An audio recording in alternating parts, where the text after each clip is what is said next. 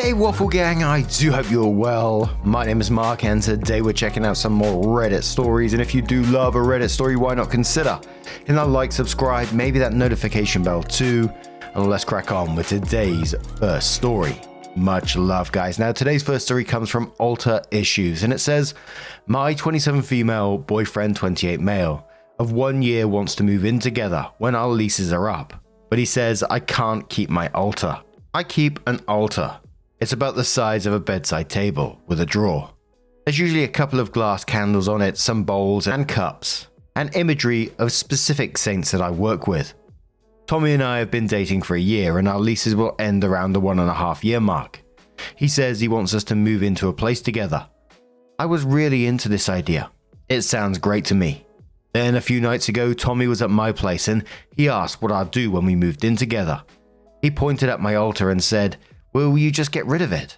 I said, "Of course not, I'll be taking it with me," and then said that I couldn't bring the altar, that since he's an atheist, he doesn't want stuff like that in his home.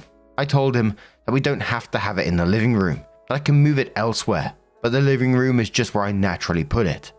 He said no, he doesn't want any religious stuff in his home, and then he said that I would be disrespecting his beliefs, and when I told him I wouldn't be okay with living without the altar, he made it seem like I was putting religion ahead of him, like I was choosing religion over him, which I'm not, but I don't think I should have to give up one of the only religious things I even do. Is this just a sign of long-term incompatibility? I've lived with an atheist before and didn't have any issues, so I know it's not something all atheists are like. One of the comments below that said he keeps calling it his home, when it's going to be ours and not his. Opie says that's what I asked. Why was he calling it his home? He didn't have an answer. Commenter replied saying, "You are not respecting his beliefs, but he's not respecting yours." Top commenter says, "Yeah, this is definitely bigger than the altar, especially if you two want to get married and have kids at some point. If you haven't had those discussions, then you need to before you get any further with the moving in plans. But be clear with Tommy that you're not asking him to acknowledge the altar as religious or anything to do with him at all. So if he can't live and let live, he's the one putting his lack of beliefs ahead of you, and this probably isn't going to work out." Commenter says this needs to be higher up. Make a list of where, when, and how religion is important / influential in your life, like holidays, future children, Sundays, special diet, anything. Go over this list with him. What is his take on it? What does he want and expect? Then find out if the two of you are compatible as partners in life. Also, what kind of atheist is he? To him, it should be just candles and pictures, since he does not believe that there are gods and saints. Why is it threatening to him? Signed, an atheist. So OP came in with her update and said, "I received so much feedback from my last post that I had to thank you all. First off, for reading and listening. I want to clarify a number of things before I continue.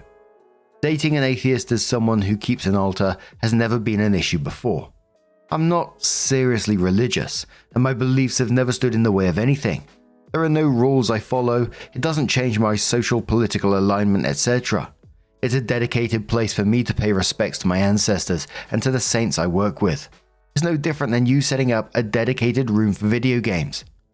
I think Reddit should open up to learning about religion beyond direct examples of Christianity or the other big ones. I saw a lot of ignorant comments that clearly don't comprehend why people keep altars.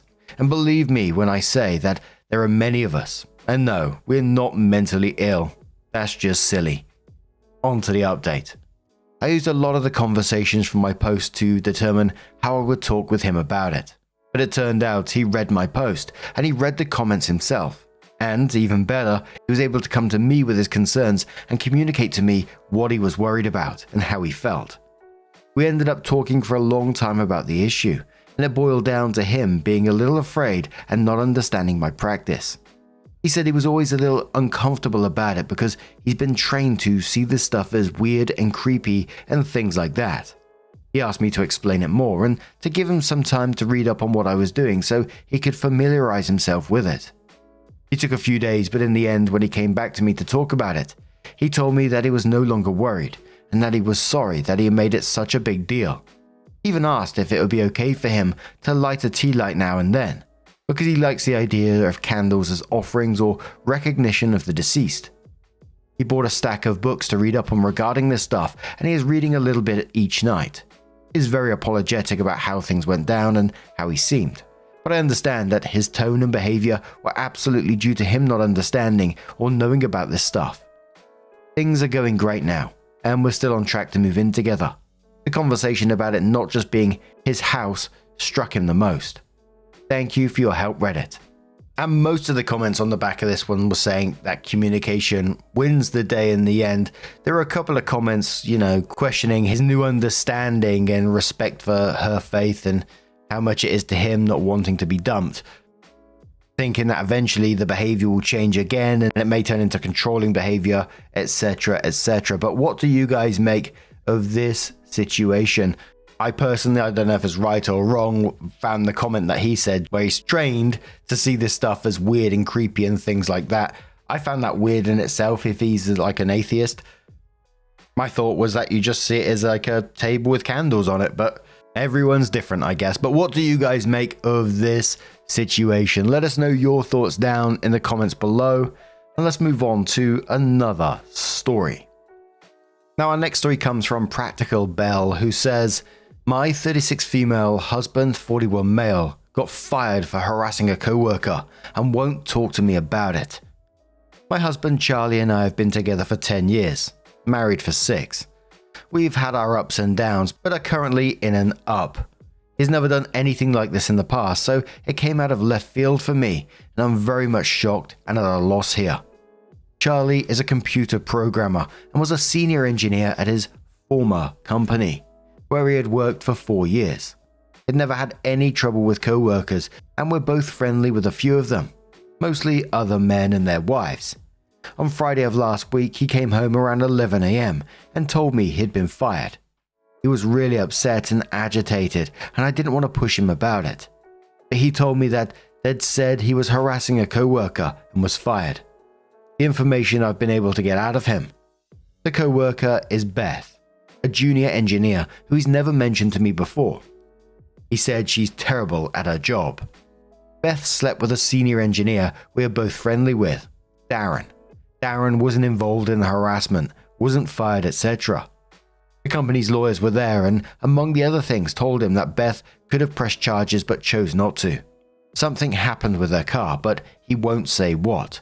His exact words were, there was something with her car. He was escorted off the premises and is not allowed back in the building to get his belongings, and instead has to arrange with security to pick them up after business hours. As far as anything else goes, he won't give me any details. He isn't interested in seeing a lawyer because he says everything is legal. He has basically admitted to sending Beth some emails, but won't say what they said or anything like that. I don't even know if Beth sleeping with Darren had to do with it, but the fact that he gave me that detail makes me think it does. I'm not sure how it relates. Darren is a very nice, single man who is in his late 20s and approximately the same age as Beth. My mind is running wild here. Charlie has been depressed and withdrawn all weekend and won't talk to me about it, and won't talk much in general. I work remotely, so I was home all day with him and played video games all day and then went to bed at 6 PM. The fact that he won't tell me anything and isn't interested in seeing a lawyer makes me think it's bad, and makes me worry that everything is true and not just a misunderstanding or a small thing blown out of proportion. He has never been flirtatious with other women or cruel to them, and he's never said anything bad about other women engineers he works with. I don't know what to do here. My instinct is to be supportive of my husband, but I don't know what kind of behavior I'd be supporting. I don't want to run to his co-workers we know and ask them, since they are more our friends than my friends. And while we spend time together at get-togethers or bars, I'm not close with them. In an immediate sense, I don't know what to do about helping someone who's depressed and won't talk to me. Look, the red flags are absolutely flagging in this situation, aren't they? I mean, when someone won't share the details about why they were fired, lawyers involved, possible criminal charges could have been pressed. That's not just sending some emails, is it? And then including the car detail as well. What happened with the car? You can't just expect your partner not to question this. You're not revealing exactly what happened at your workplace and not saying anything about it. What, and you're just expected to move on from it? And quite frankly, like, if I was in your situation, I would want to know what the bloody hell was going on. So you just need to be direct with him and tell him that you need the full story. When I got to the point about Darren sleeping with Beth, it immediately made me think of some kind of jealousy, but I don't know. Clever Account says, I would tell him you have to assume the worst if he won't be honest with you. I've got to say, he must have done bad shit to be escorted off the premises with no warning like that. Either he was hating on her and went over the top, or he tried to fuck her and went over the top, or he tried to fuck her and then hated on her. Edit, reread. I'm guessing he tried to fuck her, sent crazy emails and vandalized her car. He could easily still be charged criminally and/or sued. RS says, I've worked at larger companies and when they fire people, sometimes they're walked right out of the building. The reasoning is that they don't want the fired person to make a scene and rock the boat. It's heartless in my opinion, but it does happen. Something tells me Opie's husband did something terrible because lawyers were there and apparently the girl could have pressed charges. That is very unusual. My guess is Opie's husband got jealous that Darren was sleeping with Beth and not him, as he had a crush on Beth for a while and he flipped out and went all nice guy on her. He mentioned there are emails, so there is evidence in writing as well. This does not bode well for OP. Mine says, seeing as it got so far that he's been fired and he doesn't want to fight it, sounds like the allegations are probably true. The fact that he brings up Darren makes it seem like he's harassed her as a result of sexual jealousy. Does he usually shut down conversations on things? Does he usually keep things from you?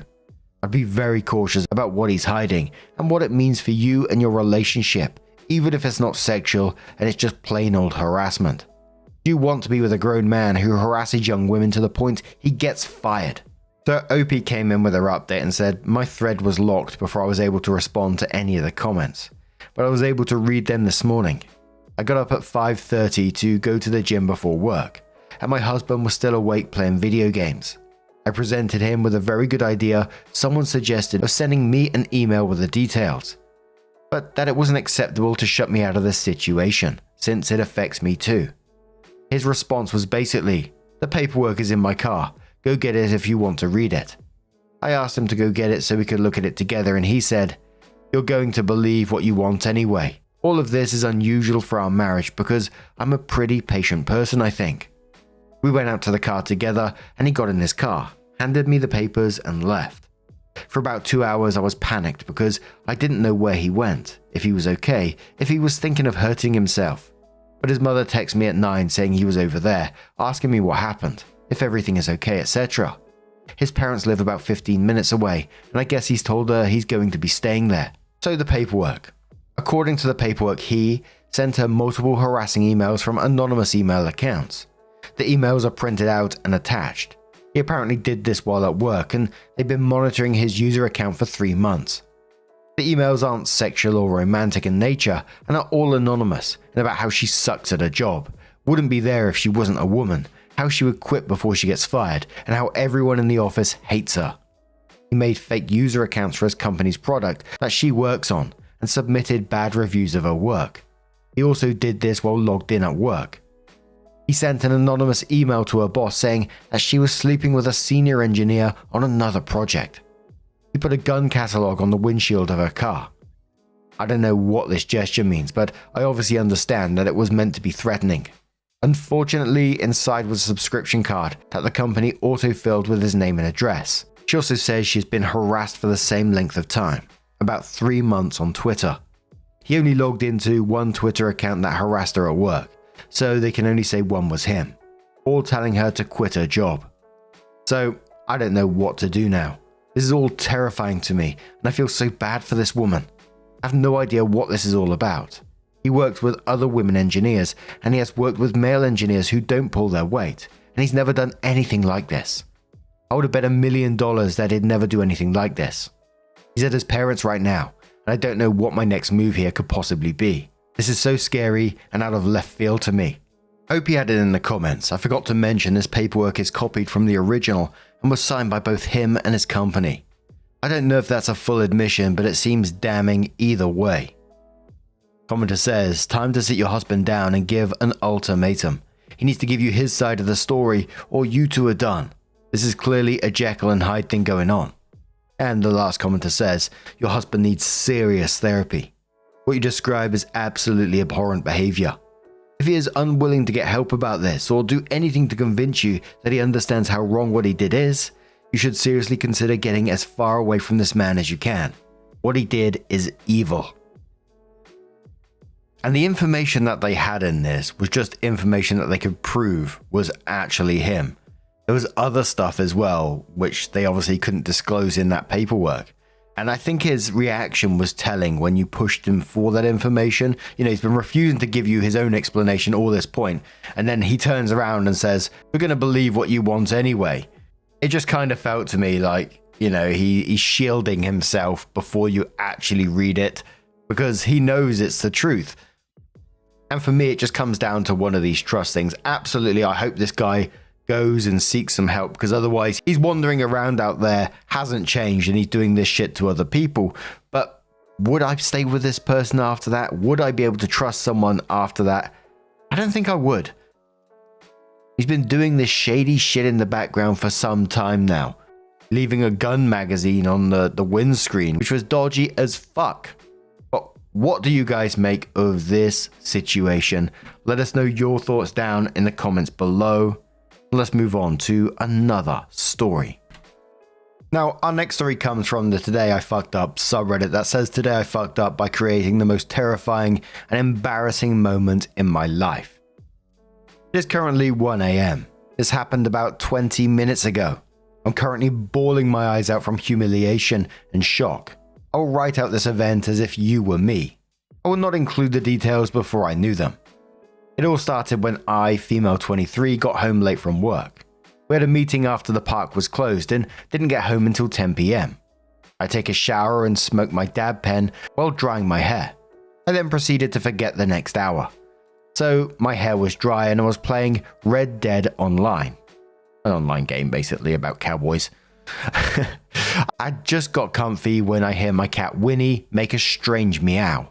My cat only meows like this when she sees something outside. It's like a low yowl and not a cute meow. I pause the game and take my headphones off. She is meowing in the living room. She runs into the doorway to my bedroom and meows again. I follow her out into my living room, which is only lit by a nightlight. I see that my motion-activated light is on outside. Winnie is looking through the blinds and meows again and again. The light goes off and then comes back on. I call my roommate, male 26. He's at work and gets off in an hour. I am fried at this point and I'm thinking that I am overreacting. Winnie meows louder and longer, over and over. I'm freaking out and a shadow from my patio moves. A few seconds later, there is a knock on the door. I feel my heart in my ears.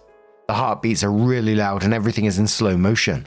I'm staring at the door for what seems like about 30 seconds, but was probably about only 2 or 3. I dart to my room, lock my door, and then was in my closet with a large knife.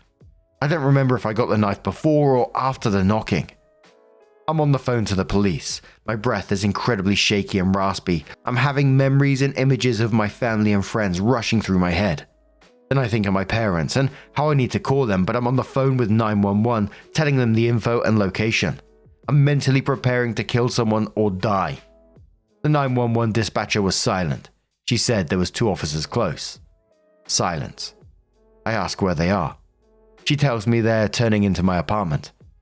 I wait for the most painful 30 seconds of my life. It seriously felt like 10 minutes. I hear voices at my front door. I hear the dispatcher's voice. She asks, "Did you order a delivery?" TLDR, I forgot I ordered a delivery and called the cops on my delivery driver for delivering my food. Someone asked OP if they felt awful after that, and OP says, "Since I keep getting asked, yes, I still feel awful. Yes, I tipped the driver online, and no, the cops and driver did not see each other. The driver dropped my food at the door."